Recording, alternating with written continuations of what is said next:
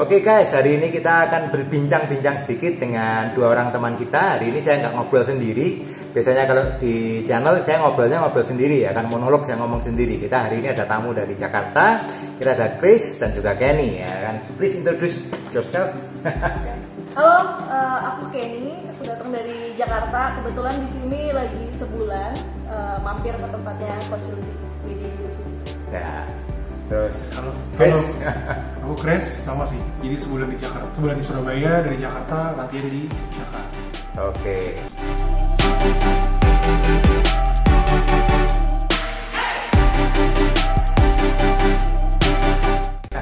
Chris sama Kenny, ini tamu kita hari ini sudah di Surabaya kurang lebih hampir 1 bulan ya. Kita bakal, ya bukan bakal, sudah latihan. Nah, saya mau tahu dulu deh, kalian berdua ini kan sepasang. Mereka ini berdua bukan sendiri-sendiri, mereka berdua ini pasangan ya, suami istri benar-benar. Kalian kok bisa ya kan? Karena ini kan langka. Dalam artian kalau ngobrolin pasangan yang sama-sama latihan itu jarang ya kan. Nah, ceritanya gimana? Ceritanya Yang kenalin BJJ duluan siapa? Yang mulai duluan siapa? Sebenarnya awalnya dia sih. Dia yang BJJ duluan dan kenalnya juga gara-gara COVID waktu itu. Oke. Ya, kamu dong kita. Jadi, kan kamu yang kenal dulu kan? jadi lihat dari Instagram gitu. Terus kok ini ada olahraga kayaknya unik gitu kan. Jadi cobain, betul dekat rumah ada gitu. Dia tuh di Kelapa Gading kan. Cobain, ternyata menarik nih karena lihat anak-anak kecil, terus juga orang-orang yang lumayan umurnya udah 40 tapi masih fit gitu. Jadi tertarik nyobain, personalnya juga jago kan. Jadi akhirnya ya udah. Seru ya, seru. latihan BJJ seru. Nah, kalian BJJ seru sih, kan saya sendiri juga udah latihan sekian tahun ini, itu seru banget. Nah, tapi kalau kita ngobrol nih sekarang, kalian dapat manfaat apa sih dari kalian latihan BJJ? Berapa tahun? Berarti Kenny berapa tahun? Setahun sih. Kenny setahun ya, Kenny setahun, Aku setahun setengah. Chris setahun setengah, setahun dan setahun setengah. Kita kan bisa ngobrol nih. Kalian kira-kira dari setahun dan setahun setengah ini kalian dapat apa dari latihan BJJ? Oke, dulu deh. Biasanya Kenny terus. Yang paling signifikan Ya. fitness sih. Jadi mungkin nggak sampai yang six pack ya. Aha. Jelas nggak six pack soalnya. Jadi beratnya dari mulai BJ 108, Oke. sekarang jadi 92. Jadi 92. Itu juga. Berapa di 92? Berarti turun berapa itu? 16 kilo 16 kilo dari Iya, BJJ. dari BJJ. Dari BJJ. Dan lebih lentur juga, lebih fit juga. Oke. Jadi lebih ya kayak napasnya nggak ngap-ngap banget lah kalau lari. Gitu. Enggak capek-capek juga ya. Buat kerjaan juga enak, lebih nggak gampang capek. Betul. Dan kalau habis BJJ tuh stresnya hilang gitu. Kayak kan seneng gitu, happy gitu. Jadi lebih enak sih. Nah, itu penting. Itu manfaatnya BJJ bukan cuma buat fight ya kan, tapi buat badan enak juga. Kalau kayak ini gimana? Sebenarnya aku nggak gitu jauh beda. Emang bener-bener fitness itu berasa banget bedanya, kayak strength itu nambah. Oke. Kalau misalkan dulu kan emang cuma di gym aja, Oke. terus kayak ikut kelas lah, body pump, body combat gitu. Bosen. Kan. Ya, bosen gitu, cuma kayak ya udah gitu aja. Nah, cuman pas nyoba BJJ tuh kayak pelan-pelan aku kaget sendiri. Dulu tuh nggak bisa push up. Terus kayak Oke. aku latihan BJJ tapi nggak latihan push up, tiba-tiba loh kok bisa? Kok bisa push Meskipun up? pakai lutut ya. Iya. Masih pakai lutut gitu. Cuman kayak nambah gitu loh. Terus kayak berasa lah badan kayak kok kayak lebih ada berasa ya tone gitu ya. Padahal nggak latihan strength Nggak yang sampai strength, latihan yang nah. gimana. Tapi lama-lama jadi malah aku juga nambah latihan beban, nambah latihan macam-macam. Jadi kayak emang ya improve myself juga gitu sih coach. Dan benar kayak yang Chris bilang itu stress relief sih. Kerja capek, gitu stres. kan. BJJ pulang seger. Iya, di sini dihabisin sama yang jago-jago gitu kan. Bonyok-bonyok tapi ya seru banget. Seru juga ya kan. Nah, kadang kan banyak orang mau mulai latihan BJJ ini kan banyak yang takut nih. Dalam artian takutnya terutama kan saya ini bukan fighter, saya ini bukan orang yang olahragawan lah istilahnya, yang nggak punya background. Kalau kalian punya background sebelum backgroundku cuma body combat gym ya kan? Dan it's okay ya kan, latihan BJJ juga aman-aman aja ya kan. Kalau Chris Anggap aja nggak ada sih. Tapi dikit. ini waktu kecil inilah apa taekwondo Karate itu cuman nggak dianggap lah itu. nggak ada yang. Tapi waktu kalian pertama kali nyemplung di kelas BJJ itu dulu waktu pertama kali nih ya, bayangannya itu BJJ itu serem lah atau gimana, nggak sempat kebayang nggak, wah ikut BJJ ini kayaknya kok yang ikut ngeri-ngeri gini sih kayaknya, atau gimana, ada nggak? first image kalian? First image.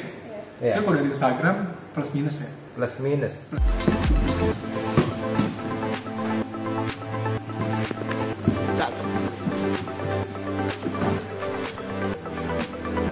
Tap.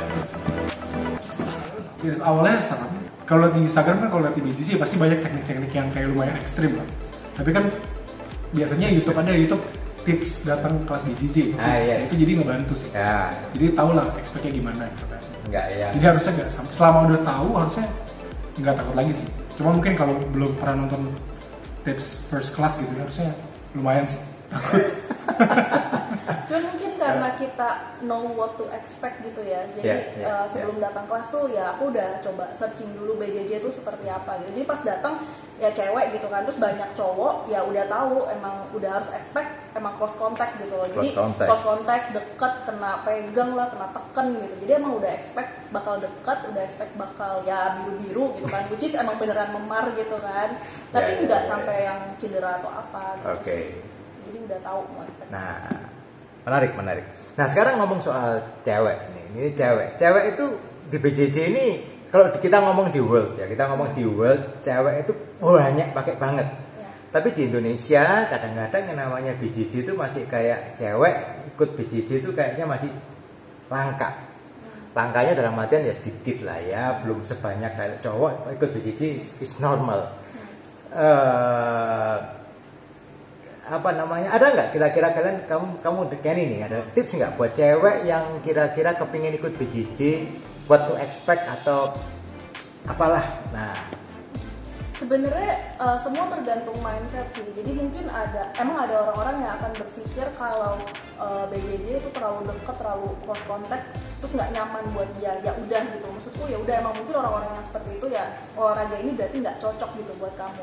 Tapi buat orang-orang yang emang udah expect deket kayak gitu dan dia fine dengan kayak gitu, ya itu menurutku worth to try sih gitu. Jadi emang lebih baik coba cari tahu aja lebih banyak BJJ itu seperti apa. Terus kalau misalnya emang kamu orang yang suka kayak combat sport gitu, ya itu worth to try banget sih menurutku. Karena aku tuh nggak nyari combat sport yang bikin aku bonyok kayak Muay Thai atau boxing gitu kan.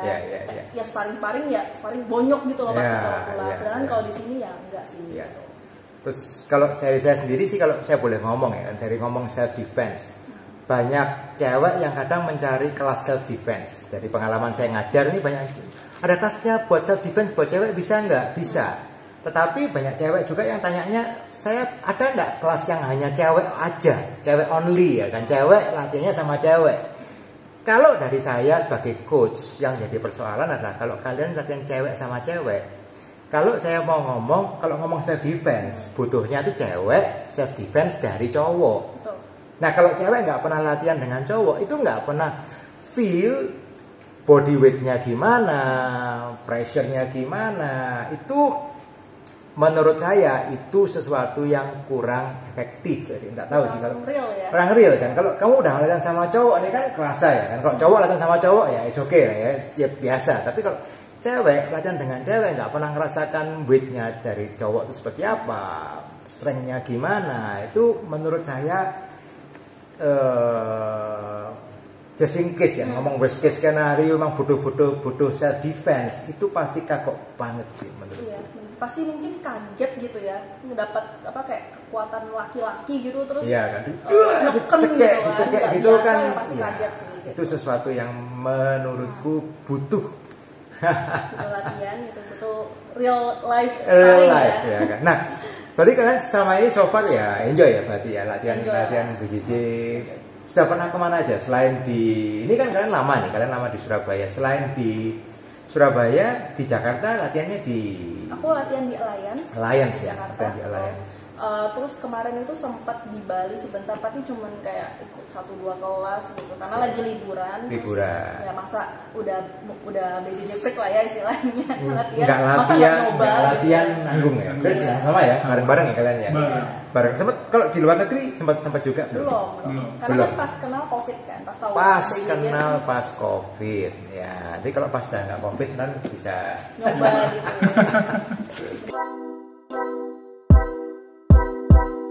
Oke. Nah tadi kita ngobrol panjang lebar. Nah, untuk mungkin ada nggak kalian punya goals apa dari kalian kelas BJJ kan, BJJ itu kalian punya goals. Kira-kira saya ntar someday I want to be a black belt or whatever, kan punya goals apa di BJJ sih, di BJJ. Aku dulu ya. Iya. Kalau aku sih sebenarnya pas tahu BJJ emang bukan ngejarnya mau jadi atlet sampai lomba-lomba terus yang ambis banget gitu sih, sebenarnya enggak. Emang pasti lebih ke arah hobiis ya. Cuman yang aku pengen tuh ketika aku udah lebih berumur gitu, entah umur 50 lah, 60 lah, masih pengen bisa bergerak terus masih bisa ngelakuin BJJ gitu. Sehat. Betul, karena aku ngelihat banyak kayak umur 60, even 70 gitu tuh masih bisa ngelakuin BJJ. Yes. Ya meskipun emang di capability-nya dan kapasitas Disesuaikan dia, umur, ya. disesuaikan umur. Betul. Yes. Dan menurutku ketika nanti kan emang aku sama terus sebelum punya anak gitu kan. Tapi menurutku nanti kalau aku udah punya anak terus kayak mamanya BJJ kayak keren banget gitu. Itu goalsku gitu. Keren. Itu penting itu. Yang belum punya istri cari istri yang bisa BJJ juga. Betul. Kok Chris? Sama sih. Jadi kalau kelas of course pengen getting better sih. Itu pasti lah. Jadi pengen belajar hal baru of course. Yes. Terus yang kedua sama sih sustainable. Jadi aku ngeliatnya kalau BJJ tuh banyak lah yang umur 40, 50 badan masih bagus, gerak masih lentur bahkan semuanya enak gitu. Jadi kayak udah proven lah. Jadi ketika lu rutin nggak berhenti, of course nanti lu bakal tetap sehat gitu. Yes. Jadi itu sih yang gue kejar. Jadi getting better sama sustainable. Nah. Tapi kalau sampai ambisius kayaknya kurang sih, mungkin lebih ya sekali-sekali boleh lah, tapi nggak sampai yang jadi atlet banget gitu. Mungkin boleh lah buat pengalaman gitu. For notes, Chris ini juara loh kemarin di Jakarta ya. Di apa tuh pertandingan apa? GP21. GP21.